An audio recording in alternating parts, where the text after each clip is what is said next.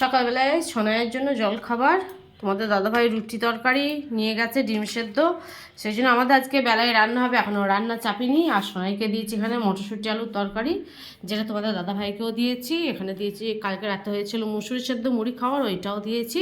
আর সোনাইয়ের জন্য আছে দুটো ডবল ডিমের অমলেট। সোনাই ওঠ, তাই চেয়ারটা নামা।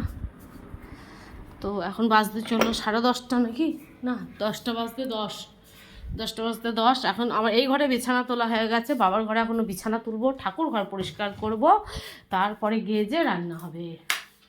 দেখো এই ঘরে বিছানার হয়ে গেছে, চেয়ারগুলো নামানো হয়নি, সোনাইকে দিয়ে দিয়েছি খেতে। তারপরে আমি যাব ঠাকুর ঘর পরিষ্কার করতে, তারপরে এসে রান্না চাপাবো। এই দেখো 10টা বাজতে 10 এখন।